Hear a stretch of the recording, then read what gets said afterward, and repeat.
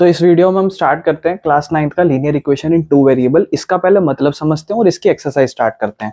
सबसे पहले मैं बात करता हूँ लीनियर इक्वेशन और इसके बाद मैं बात करता हूँ दो वेरिएबल्स की। दो वेरिएबल हमें पता होना चाहिए, जो भी अल्फाबेटिक हमारे एक्सप्रेशंस होते हैं उसको हम वेरिएबल कहते हैं, जैसे कि ए बी सी डी और एक्स वाई जेड, ये सब हमारे वेरिएबल्स होते हैं। यहाँ पर हम बात करूं दो वेरिएबल, तो जो भी हम लीनियर इक्वेशन पढ़ेंगे, जिसको भी हम समझेंगे भी कि लीनियर इक्वेशन क्या होता है, लेकिन अगर हम दो वेरिएबल की बात करें तो अगर हमारे पास एक वेरिएबल x होगा तो इसका मतलब दूसरा वेरिएबल हमें y यूज करना है, अगर एक वेरिएबल a होगा तो दूसरा वेरिएबल हमें b यूज करना है, इस तरीके से। इसके बाद अगर हम बात करें लीनियर इक्वेशन की, तो लीनियर इक्वेशन का मतलब क्या होता है, ऐसी कोई भी इक्वेशंस जो इक्वालिटी दिखाती हो लेफ्ट हैंड साइड और राइट हैंड साइड, और वो लीनियर इक्वेशन हो जहां पर जो वेरिएबल्स होंगे ना, ये वेरिएबल्स, इनकी हाईएस्ट पावर 1 रहेगी, यानी कि इनकी हाईएस्ट पावर 2 नहीं बनेगी, जो हम छोटी छोटी क्लासों में देख रखे, जैसे कि मान लो x² हो फिर प्लस में a² हो, कुछ इस तरीके से। तो देखो यहाँ दो वेरिएबल है डिफरेंट और दोनों की पावर 2 है, तो इस तरीके से नहीं। लीनियर इक्वेशन जहां पर हमारी जो हाईएस्ट पावर होती है 1 होती है। तो अगर मैं linear equation in two variable का फॉर्मेट बनाऊं, जो हम इस पूरे क्वेश्चन में या इस पूरी एक्सरसाइज में, जो हम पूरी 9th क्लास में फॉलो करने वाले हैं, वो कुछ इस तरीके से होगा। जैसे x एक वेरिएबल होगा मान लो और एक वेरिएबल y होगा, और उन दोनों को जोड़ के मान लो 10 बन रहा है, इस तरीके से। या फिर मान लो x है, x में माइनस y करा और मान लो 5 बन रहा है, इस तरीके से। या फिर मान लो a है, a में b को प्लस करा, या फिर a में b का 2 टाइम्स 2 मल्टीप्लाई b प्लस करा, तो हमारा आंसर 5 आया, इस तरीके से। ठीक है, तो हमें ये चीजें समझनी है। ये हमारा linear equation in one variable होता है, लेकिन हम इसे जब फॉलो करेंगे तो हम एक स्टैंडर्ड फॉर्म कैसे लिखेंगे, ये बहुत समझना जरूरी है। तो यहाँ पर अगर मैं बात करूं स्टैंडर्ड फॉर्म किसी भी इक्वेशन को लिखने की, लीनियर इक्वेशन को लिखने की स्टैंडर्ड फॉर्म क्या होगी, तो हम x और y हमेशा वेरिएबल मानेंगे, मोस्टली हम वही फॉलो करते हैं, तो उस हिसाब से x और y को वेरिएबल मान लेते हैं। ध्यान रखना x और y वेरिएबल होगा, और इसको लिखते हैं ऐसे ax plus by plus c is equal to 0। कुछ इस तरीके से हम स्टैंडर्ड फॉर्म में लिखते हैं linear equation in two variable की, जहां पर आप ध्यान से देखेंगे x और y वेरिएबल है, यहाँ पर ये जो a है और ये जो b है, ये जो c है, ये बेटा न्यूमेरिकल वैल्यूज रिप्रेजेंट करेंगे। यानी कि अगर मैं एक इक्वेशन लिखूं 3x plus 4y plus 10 is equal to 0, तो इसका मतलब x और y मेरे वेरिएबल हैं। और अगर मैं इस इक्वेशन को इससे कंपेयर करूं तो a का वैल्यू 3 है और b का वैल्यू 4 है और c का वैल्यू मेरा 10 है, इस तरीके से। तो ये इसका इंट्रो था। अब हम एनसीईआरटी को स्टार्ट करते हैं। तो जो मेरा सबसे पहला क्वेश्चन नंबर 1 है एक्सरसाइज 4.1 का, ये आपसे कहता है कि एक नोटबुक है, ठीक है, और इसके साथ आपको एक और चीज कंपेयर करा रखी है, नोटबुक के साथ पेन की। इन दोनों चीज को कंपेयर कराते हुए कहता है कि जो कॉस्ट है नोटबुक की, एक नोटबुक की कॉस्ट, वो पेन की कॉस्ट से डबल है। पेन की कॉस्ट से डबल है अगर आप कंपेयर करो। यानी कि अगर पेन की कॉस्ट 10 रुपए होगी तो नोटबुक की कॉस्ट 20 रुपए, डबल, मल्टीप्लाई 2 टाइम्स। और आपको कहता है कि इसको एक इक्वेशन में रिप्रेजेंट करो, और फिर आपसे कहता है कि इसको इक्वेशन में रिप्रेजेंट करो, कैसे करोगे। और आपको वैसे हिंट दे रखा है वैसे इसमें कि जो कॉस्ट है नोटबुक की, आपको वैसे बोल रखा है, कहता है उसको x रुपए मान लो, और जो कॉस्ट ऑफ पेन है, जो पेन की कॉस्ट है, उसे y रुपए मान लो। तो हम इसको कैसे रिप्रेजेंट करेंगे ये समझते हैं। तो हम इसे कैसे रिप्रेजेंट करेंगे ये समझते हैं। आप पहले सबसे पहले दो चीजों को कंपेयर कर रहा है, बराबर का साइन बना लो, ठीक है। अब जैसे मान लो पेन 10 रुपए का है और कॉपी 20 रुपए की है, डबल है ना, तो क्या ये बराबर हुए? आपको नहीं भैया, बिल्कुल नहीं हुए। अगर हम इसे भी डबल कर दें, 2 टाइम्स मल्टीप्लाई कर दें, तो ये बराबर होंगे। अब वैसे ही समझो, इक्वल का साइन बनाओ और ये बताओ नोटबुक कितने रुपए की? आप कहोगे भैया हमने x रुपए माना है, तो हम यहाँ लिख देंगे x रुपए। और आप मुझे बताओ पेन कितने का माना है? आपने कहोगे भैया y रुपए। और आप मुझे बताओ किसकी कॉस्ट बड़ी है, कौन ज्यादा है? तो आप कहोगे भैया नोटबुक ज्यादा है।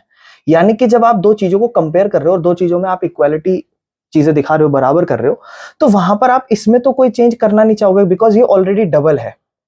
या तो इस डबल को हाफ कर दो, या फिर जो राइट साइड है उसको डबल कर दो, इस तरीके से। और फिर ये हमारी इक्वेशन जो है इक्वालिटी रिप्रेजेंट करेगी और हमारी इक्वेशन बन जाएगी। अब इसे अगर मैं स्टैंडर्ड फॉर्म में लिखना चाहूं तो इक्वल के राइट साइड में हमने जो स्टैंडर्ड फॉर्म पढ़ी थी वो कैसी होती थी? ax plus by plus c is equal to 0।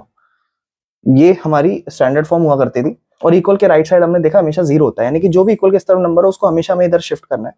तो x यहीं पे रहेगा और 2y है, इधर आके माइनस का 2y बराबर में उस तरफ कुछ नहीं, जीरो रह जाएगा। और मैं अगर मेरी इक्वेशन से स्टैंडर्ड फॉर्म से कंपेयर करूं तो क्या होगा, ax plus by plus c बराबर 0। अब आप जब कंपेयर करोगे कहोगे भैया यहाँ तो कुछ नहीं है, 1 मान लेंगे, यहाँ b को कंपेयर करेंगे -2, लेकिन c के लिए कुछ नहीं है, तो बनाने के लिए आप चाहो तो यहाँ पे 0 लिख सकते हो, जहां से आप स्टैंडर्ड फॉर्म में दिखा भी सकते हो a 1 है, b की वैल्यू -2 है, क्योंकि ये प्लस का होना चाहिए लेकिन ये माइनस का है तो इसलिए माइनस लिखेंगे, और c की वैल्यू भी है यहाँ पर 0 है। This is how we have to represent in a standard form this equation. Okay, तो अभी हमारा क्वेश्चन हो गया है, क्वेश्चन नंबर 1, जहां पर हमें सिर्फ इक्वेशन ही बनानी थी और मैंने तो आपको स्टैंडर्ड फॉर्म भी बना के समझा दी। चलो आगे चलते हैं। इसके मैं बात करूं क्वेश्चन नंबर 2 की, तो आपको सेम यही बोलता है कि नीचे हमने कुछ इक्वेशन दे रखी है, उन्हें ax plus by plus c बराबर 0 के फॉर्म में प्रेजेंट करो, और a की वैल्यू, b की वैल्यू, c की वैल्यू क्या है बताओ। जैसे सबसे पहले मेरे पास जो इक्वेशन है that is 2x plus 3y बराबर में 9.35 और 5 के ऊपर बार है। हमें नहीं फर्क पड़ता, ये चीज हमें अगर नोटिस करनी थी तो चैप्टर फर्स्ट में करनी थी, यहाँ हमारे पास कोई इसका कोई परेशानी वाली बात नहीं है कि हम इसको क्या करें, जो है उसमें कोई प्रॉब्लम नहीं है, हमें तो सिर्फ इक्वेशन पे फोकस करना है।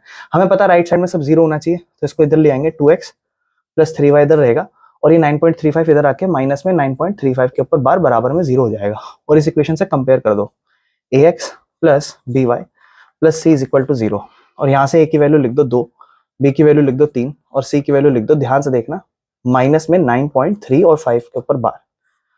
फर्स्ट पार्ट खत्म। इस तरीके से करना होता है।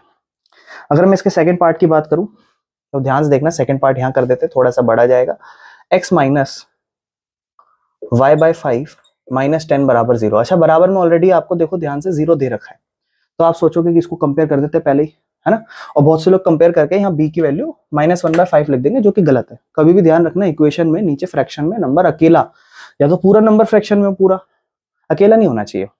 तो यहाँ पर ना सिर्फ y के नीचे 5 है, जो कि सही चीज नहीं है। तो हम एक काम करेंगे, या तो ये पूरे से डिवाइड हो रहा हो, एलसीएम ले देंगे, या फिर इस y को हटाएंगे।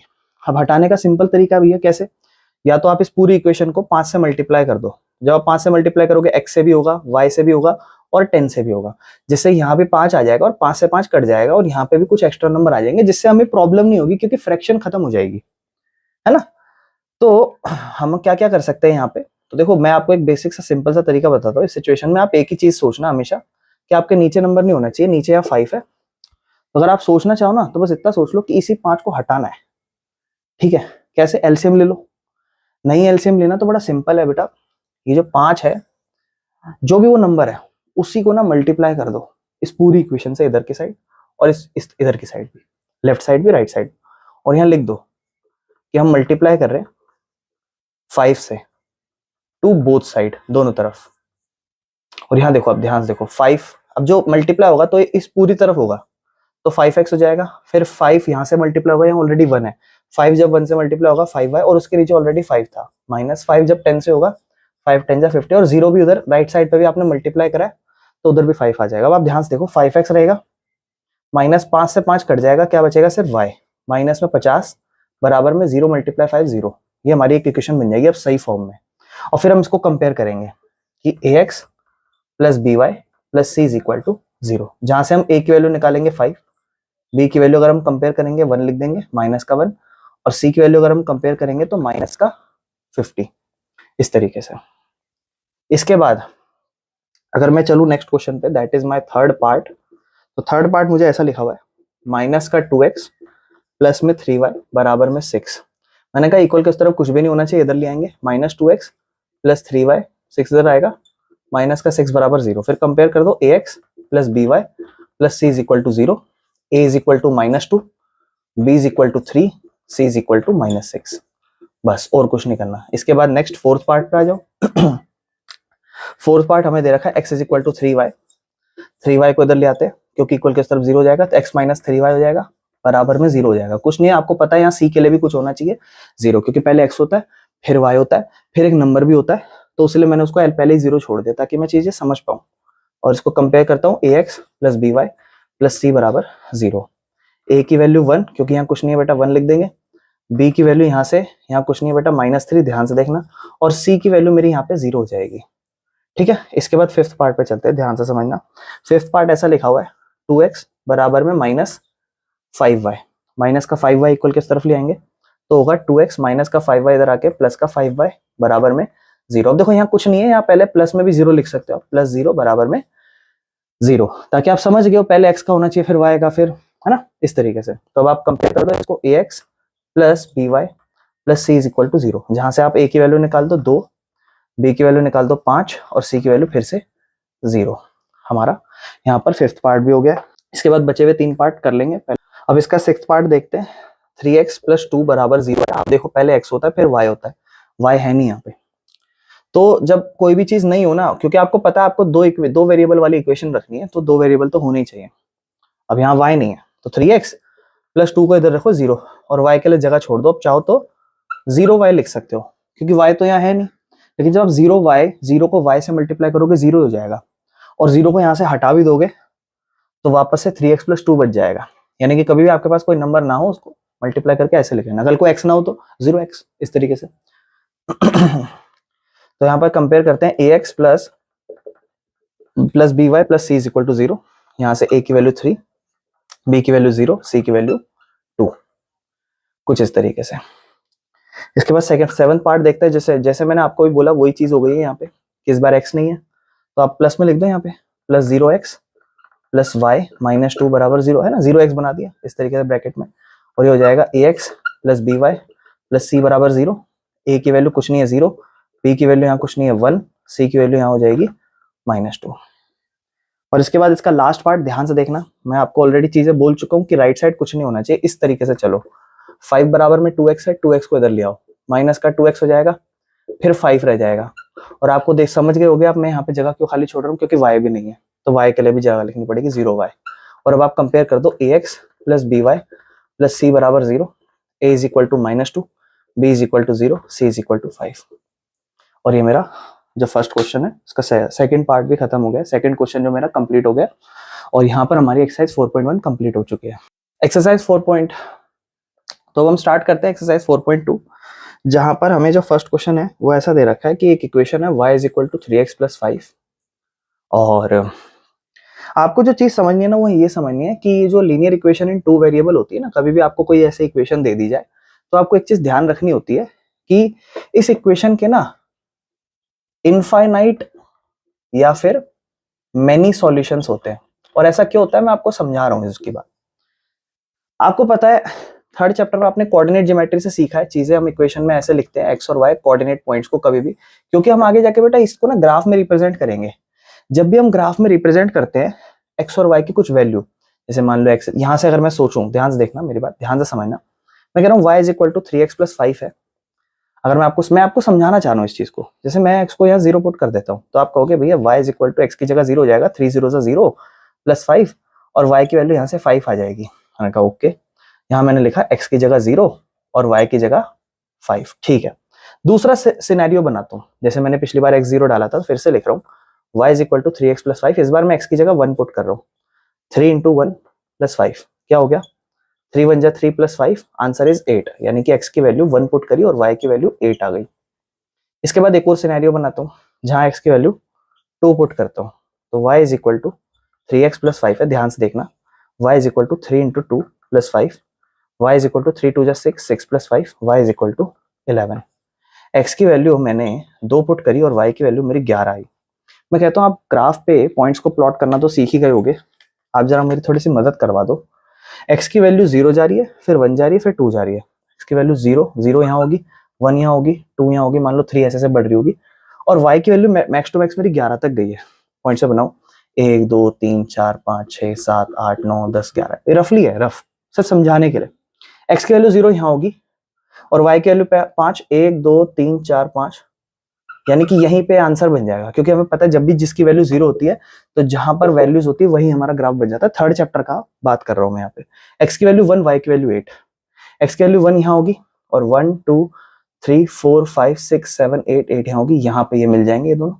इसके बाद x की वैल्यू 2 डाली, y की वैल्यू 11 आई है, x की वैल्यू 2 यहाँ पे, y की वैल्यू 8 हो गई, 9 10 11 यहाँ पर इस पॉइंट पे। और इस पॉइंट से मैं 3 पॉइंट्स है ना एक ऐसी लाइन ज्वाइन कर रहा हूँ ऐसे इस तरीके से।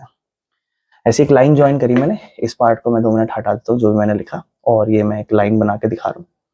तो आपने देखा एक इक्वेशन थी, उस इक्वेशन के कुछ कोऑर्डिनेट्स या फिर कह लो कुछ पॉइंट्स हैं, और वो पॉइंट्स ना एक ग्राफ में रिप्रेजेंट कर रहे हैं एक लाइन, उसके जरिए आपने एक लाइन बना दी। तो यहां 3 चीजें समझनी है आपको, एक तो पॉइंट्स से इक्वेशन, और इक्वेशन से लाइन। तो आप ध्यान रखना कभी भी वर्ड यूज हो कि एक ग्राफ है, एक इक्वेशन है, लाइन है, उसकी इक्वेशन बना सकते हैं, उस लाइन से पॉइंट्स निकाल सकते हैं।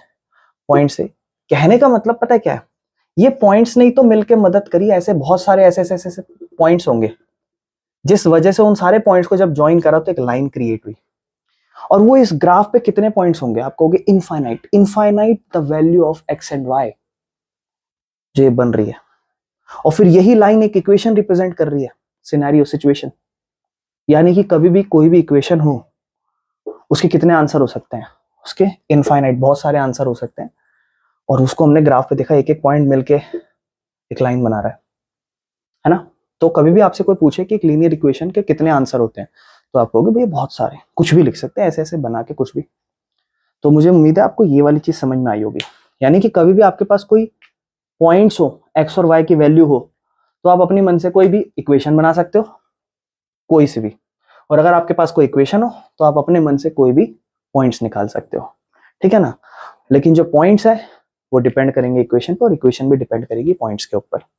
जैसे मान लो मुझे एक पॉइंट दे दिया 1 और 10, मुझे कोई कहे कि इससे इक्वेशन बनाओ, तो मुझे पता है 1 और 10 है, तो पहले वाली वैल्यू x होती है, दूसरी y होती है, इसका मतलब x की वैल्यू 1 और y की वैल्यू 10। तो मैं इक्वेशन अपने मन से कुछ भी बना सकता हूँ, जैसे x प्लस वाई दोनों जोड़ दिया, अब मुझे पता है x की वैल्यू 1 है, y की वैल्यू 10 है, तो जुड़ के क्या होना चाहिए आंसर 11, ये लो इक्वेशन बना दी। और सिर्फ ये थोड़े ना, इस x और y से ये जो एक पॉइंट है, अब आप क्या सोच रहे हो, जैसे मान लो अगर मैं ये जो इक्वेशन बनाई, ये तो मान लो ये ऐसे पास होके जा रही हो फॉर एग्जांपल, तो कैसे इस पॉइंट से एक ही इक्वेशन पास होके जाएगी, नहीं, इससे तो बहुत सारी इक्वेशन बन सकती है। तो अलग अलग इक्वेशन, अलग अलग लाइन, अलग अलग इक्वेशन निकाल रहे होगी, इसका मतलब एक पॉइंट से आप बहुत सारी इक्वेशन बना सकते हो, बहुत सारी लाइन पास कर सकती है, और एक इक्वेशन के बहुत सारे पॉइंट्स हो सकते हैं, उसको आप अलग अलग पॉइंट से ऐसे रिप्रेजेंट कर सकते हो। तो अगर आपके पास एक इक्वेशन है, आप एक्स वाई की वैल्यू कुछ भी अज्यूम कर लो ऐसे और आंसर निकाल दो, और अगर आपके पास पॉइंट है तो आपको कितनी भी इक्वेशन बना सकते हो। तो ये इसका फर्स्ट क्वेश्चन था, जहां हमसे कभी भी कोई पूछे कि लीनियर इक्वेशन के कितने आंसर है, इनफाइनाइट। मुझे उम्मीद है आपको समझ में आया होगा, ठीक है। अब हम लोग इसके क्वेश्चन नंबर 2 पे आ रहे हैं, जहां पे आपको कहता है कि इक्वेशन दे रखी है और 4 सॉल्यूशन निकालने हैं। मैं आपको ऑलरेडी समझा चुका हूं कि अगर एक इक्वेशन हो तो बहुत सारे पॉइंट्स हैं, और एक पॉइंट हो तो बहुत सारी इक्वेशन है। तो इक्वेशन है 2x प्लस वाई 7। एग्जाम में जब भी आपके पास ये क्वेश्चन है ना, आपको तो चीजें इजी करनी है, तो आप क्या करना है, 4 इक्वेशन निकालने में 4 स्लॉट्स बना देता हूँ। और सबसे पहले मैं देखता हूँ 2x प्लस वाई बराबर में 7। चीजें आसान कैसे हो सकती है मैं आपको समझाता हूँ। यहाँ y के जगह 0 पुट कर देता हूँ। आप यूं मत सोचना कि किसकी जगह हम क्या वैल्यूज पुट करें, चाहे आप x की वैल्यू जगह कुछ भी पुट कर सकते हो और y की जगह भी कुछ भी पुट कर सकते हो, ये आपकी मर्जी, कुछ भी, माइनस का नंबर, प्लस का नंबर, रियल नंबर, कुछ भी, रूट का नंबर भी पुट कर सकते हो, आंसर आ जाएगा, कोई दिक्कत नहीं। तो 2x प्लस वाई की जगह 0 बराबर में 7, 0 पुट करने से क्या ना जल्दी आंसर आ जाते हैं। तो ये तो हो गया सिर्फ 2x बराबर में 7, और 2x के साथ मल्टीप्लाई हो रहा है, हमें पता है मल्टीप्लाई इक्वल के उस तरफ जाता है, डिवाइड हो जाता है, x की वैल्यू 7/2 आई है। और कोऑर्डिनेट्स हम पहले x की वैल्यू लिखते हैं, x की वैल्यू 7/2 आ रही है और y की वैल्यू 0 आ रही है, पहला आंसर। इसके बाद दूसरा 2x plus y is equal to 7, हमने यहाँ y की वैल्यू 0 पुट करी थी, अब y की वैल्यू 0 नहीं, अब x की वैल्यू 0 पुट कर देते हैं। और मैं आपको एक चीज बोलूं, हमेशा कोशिश करना उसी नंबर में वैल्यूज पुट करना जहां पर ऑलरेडी वो अकेला ना हो, किसी के साथ हो। जैसे यहाँ पर ये सही नहीं था, सच बताऊं, आंसर सही आया, कोई दिक्कत नहीं है, लेकिन ये मैं बेस्ट नहीं कहूंगा कैलकुलेशन करने के लिए। x की जगह 0 ज्यादा पुट करना सही था, फिर x की जगह 1 भी पुट करना, 2 भी पुट करना, या -1 कुछ भी पुट करना, x की वैल्यू में सही था, क्योंकि y ऑलरेडी अकेला है, आपका आंसर जल्दी आएगा। कैसे, मैं बताता हूँ, देखो y की जगह, अब x की जगह 0 पुट कर दो, सिर्फ x में पुट करना जो ऑलरेडी नंबर के साथ हो, जो अकेला हो ना उसको छोड़ देना, यानी कि x की जगह आप 0 पुट करो। अब तो आप देखो 2x प्लस वाई बराबर 7, x की जगह क्या हो जाएगा 0 प्लस वाई बराबर 7, ये हो जाएगा 0, यहाँ अकेला y रह जाएगा, y बराबर 7, देखो आ गया ना, x की वैल्यू 0, y की वैल्यू 7, कितनी जल्दी आया। इसके बाद सेम इसी इक्वेशन में ध्यान समझना 2x plus y is equal to 7 है। इस बार मैंने आपको क्या बोला था कि जो ऑलरेडी नंबर के साथ हो उसको करो। 0 पुट करा, 1 ट्राई कर लेते हैं, ठीक है। 1 x की वैल्यू 1, तो क्या होगा 2 x की जगह 1 प्लस y बराबर 7, 2 1 जा 2 प्लस y बराबर 7, 2 को उधर भेज दो, y is equal to 7 minus 2, y is equal to 5। तो देखो x की वैल्यू 1, y की वैल्यू 5। अब पता है क्या पुट करना, माइनस में पुट कर दो, क्योंकि धीरे धीरे जरूरी नहीं है मैं आपको हर चीज समझाना चाहता हूँ। तो मैं इस बार x की जगह माइनस पुट कर देता हूँ, x की वैल्यू -1, ये लो 2x की जगह -1 plus y is equal to 7। जरूरी नहीं है, यूं मत सोचना नेगेटिव नंबर डालेंगे तो चीजें मुश्किल हो जाएगी। कभी कभी चीजें ज्यादा आसान होती हैं, जो आप बड़ी क्लासों में सीखोगे 10th क्लास में। 2 1 जा -2 प्लस y बराबर 7, माइनस का 2 उधर जाएगा, क्या होगा 7 प्लस 2 और y की वैल्यू हो जाएगी 9। x की वैल्यू -1 डाली थी, y की वैल्यू 9। हालांकि यहाँ पर सही नहीं था, 2 डाल देते तो ज्यादा ठीक था, 3 डाल देते तो ठीक था, लेकिन मेरे को क्यों है, मेरे को समझाना था आपको, है ना। बाकी फिर इसके सेकंड पार्ट पे चलेंगे। सेकंड का सेकंड पार्ट करना है अभी, जहां पे लिखता है pi x plus y is equal to 9, और आपको कहता है इसके 4 सॉल्यूशन निकालो। बड़े ध्यान से समझना बेटा, इसमें पाई को देख के आप ना घबराना नहीं कि ये पाई है तो पता नहीं क्या हो जाएगा, ऐसा कुछ। पाई को पाई रखना है, पाई को कुछ नहीं, सिर्फ पाई को पाई रखना है। सबसे पहले जैसे अगर मैं x की जगह 0 डाल दूं, तो 0 जब पाई से मल्टीप्लाई होगा तो 0 किसी के भी साथ मल्टीप्लाई होकर 0 बन जाती है। तो क्यों ना मैं पहले x को 0 डाल दूं। तो यहाँ मैं सबसे लिखूंगा put x is equal to 0 सबसे पहले, और मैं देखूंगा पाई है, x की जगह आ जाएगा 0 plus y is equal to 9। ये हो जाएगा पूरा 0 plus y is equal to 9, और y की वैल्यू यहाँ से क्या आ जाएगी 9, ठीक है। यानी कि मैंने x, पहले हम कोऑर्डिनेट जब लिखते हैं तो हम x और फिर y लिखते हैं ना, पहले x लिखते हैं फिर y लिखते हैं। तो यहाँ सबसे पहले x को 0 पुट करा तो y की वैल्यू 9 आ गई। जैसे सेकंड पार्ट है इसका, सेकंड में आप देखो, अब आप क्या करोगे, अब आप कुछ भी पुट कर सकते हो, x या y किसी में से कुछ भी पुट कर सकते हो, कोई प्रॉब्लम नहीं है। आपने पिछली बार x को 0 पुट करा था, आप चाहो तो इस बार 1 पुट कर दो, कोई दिक्कत नहीं है। तो पाई x की जगह 1 हो जाएगा, प्लस में y बराबर में 9, तो पाई 1 जा पाई प्लस y बराबर 9। फिर पाई को उधर भेज दो क्योंकि y की वैल्यू चाहिए, तो y अकेला रह जाएगा यहाँ पे, और उधर पाई जब उधर जाएगा तो माइनस का पाई हो जाएगा। यहाँ प्लस का पाई था, उधर जाके माइनस का पाई, और ये हमारी y की वैल्यू हो जाएगी, खत्म। तो यूं मत सोचना कि यहाँ पाई की वैल्यू हमें पुट करनी है 22/7 या ऐसा कुछ, नहीं नहीं नहीं। अब यहाँ लिख देना x की वैल्यू 1 डाली तो y की वैल्यू 9 माइनस पाई है।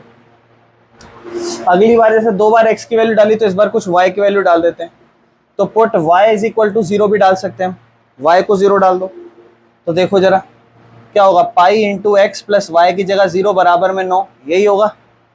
फिर आप लिखोगे पाई एक्स, ये 0 है, बराबर में 9, x पाई के साथ मल्टीप्लाई हो रहा है, इक्वल के उस तरफ जाके 9/पाई हो जाएगा। ये आपका आंसर, खत्म, कोई प्रॉब्लम नहीं। समझ रहे हो। अब यहाँ पर आप लिख दो क्या क्या आपके पास वैल्यूज आई है। जैसे अगर हम लिखेंगे तो हम कह देंगे x की वैल्यू 9/पाई है और y की वैल्यू क्या है 0। इस बार 1 पुट कर दो, आ जाओ, put y is equal to 1, y को 1 पुट कर दो तो क्या हो जाएगा, पाई x प्लस y की जगह क्या हो जाएगा 1 बराबर 9, यही होगा। 1 को पहले उधर भेज दो, यहाँ क्या हो जाएगा पाई x, 1 उधर जाएगा 9 माइनस 1, 9 माइनस 1 8 होता है, पाई यहाँ पर x के साथ चिपका हुआ है, मल्टीप्लाई हो रहा है, इक्वल के उस तरफ जाके क्या हो जाएगा डिवाइड, ये हमारा आंसर। तो यहाँ लिख देना x की वैल्यू 8/पाई कब आई, जब y की वैल्यू 1। 4 सॉल्यूशन, आप कुछ अलग निकाल लेना। समझ में आया। आओ सेकंड जो हमारा थर्ड पार्ट है सेकंड क्वेश्चन का बेटा, ये है x is equal to 4y।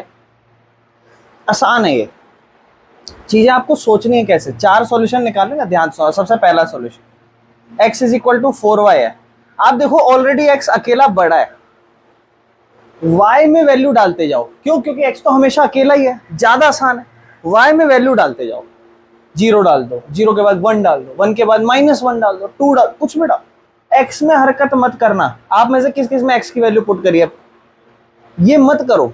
थोड़ा देखो, आंसर तो जायज बात है, सही आएगा, लेकिन मैं, आप समझ रहे हो मैं क्या समझाना चाह रहा हूँ। चीजें आसान करो ना, क्यों अपने आप को मुश्किल बनाना। देखो देखो, put y is equal to 0, तो x is equal to 4 into 0 हो जाएगा, और x की वैल्यू क्या हो जाएगी, कितना आसान, पहला खत्म। क्या हुआ, x की वैल्यू 0 डाली, y की वैल्यू 0 आई।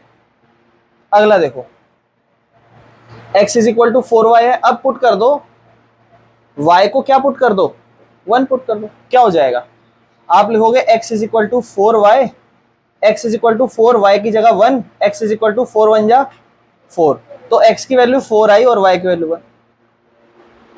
अब अगली बार क्या पुट कर दो, फिर से लिखो x is equal to 4y, 2 put कर दो, क्या प्रॉब्लम है, कोई दिक्कत नहीं है।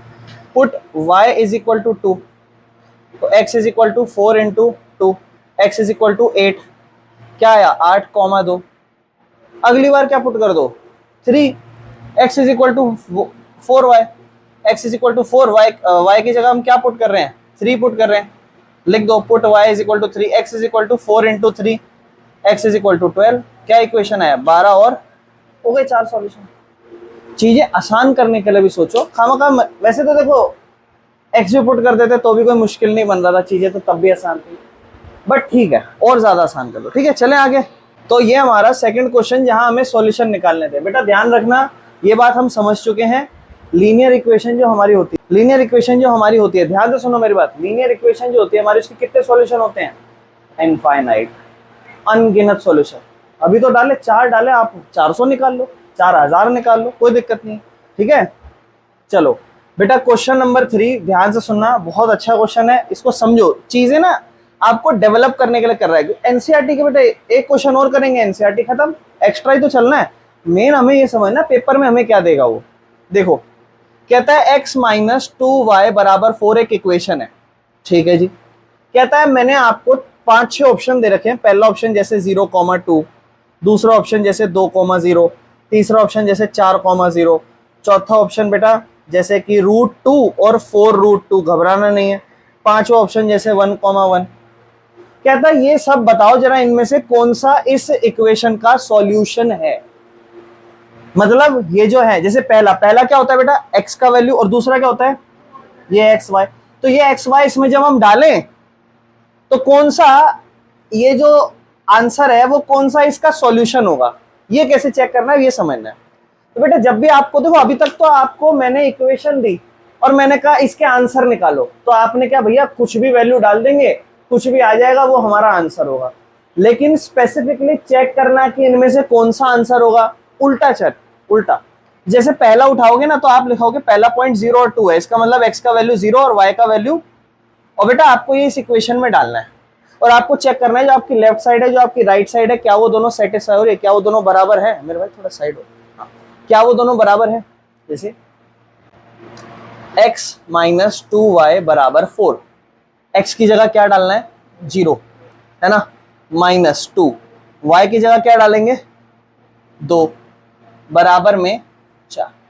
अब देखो 0 है, 2 और 2 आपस में चिपके हुए हैं, इसका मतलब क्या हो रहे हैं, गुणा हो रहे हैं, 2 और 2 चिपके गुणा हो रहे हैं, 2 2 जा 4, लेकिन 0 माइनस भी है बराबर 0 माइनस 4। बेटा 0 की कोई वैल्यू नहीं, इसको हटा दो, इग्नोर करो, क्या बचा -4 बराबर 4। आप बताओ क्या ये सही है, नहीं, -4 4 के बराबर नहीं होता। इसका मतलब 0,2 is not the solution of x minus 2y is equal to 4 of the equation। इस इक्वेशन के ये सॉल्यूशन नहीं है। अगर जब बराबर आ जाएगा तब इसका मतलब वो सॉल्यूशन है और इसका मतलब वो आंसर फिर हमारा सेटिस्फाई हो जाएगा, पहले में नहीं है, कोई दिक्कत तो नहीं, कर लोगे ना बेटा। सेकंड चेक करते हैं बेटा, यहाँ पे सेकंड हमारे पास है 2,0, हम लिख देते हैं कि इसका मतलब x की वैल्यू 2 है और y की वैल्यू 0 है। x माइनस 2y बराबर 4, x की जगह बेटा 2 डालना है -2, y की जगह बेटा क्या डालना है 0 बराबर 4, 2 इधर है ही, 2 0 0 बराबर 4, 2 में से 0 गया, 2 बचा, 2 4 के बराबर नहीं होता। इसका मतलब 2,0 is not the solution of this equation. Okay next 4,0, आओ बेटा चेक करते हैं, x की वैल्यू 4, y की वैल्यू 0, ठीक है, पुट करते हैं x माइनस 2y बराबर 4, x की जगह 4 माइनस 2, y की जगह 0 बराबर 4, 4 ये कितना हो जाएगा बेटा 0, क्योंकि 2 0 0 होता है, 4 में से 0 गया, कितना बचा 4, 4 4 के बराबर होता है बिल्कुल। इसका मतलब यहाँ पर लेफ्ट हैंड साइड किसके बराबर आई है राइट हैंड साइड के बराबर है, it means 4,0 is the solution of this equation. लेकिन इसका मतलब ये नहीं है कि ये इसके आंसर नहीं हो सकते, ये भी हो सकते हैं भाई इसके आंसर। चेक तो सारे करने पड़ेंगे, क्यों? क्योंकि एक इक्वेशन के कितने आंसर होते हैं? इनफाइनाइट। ये तो एक है ना, ऐसे तो बहुत सारे, जरूर थोड़ा है, ये नहीं हो सकता। अब देखो रूट से डरना नहीं है, ध्यान से देखो बेटा। जैसे है x माइनस 2y बराबर 4, बिल्कुल नहीं डरना। इधर देखो x की वैल्यू √2 लिख दो, ठीक है, -2। y की जगह क्या लिख दो?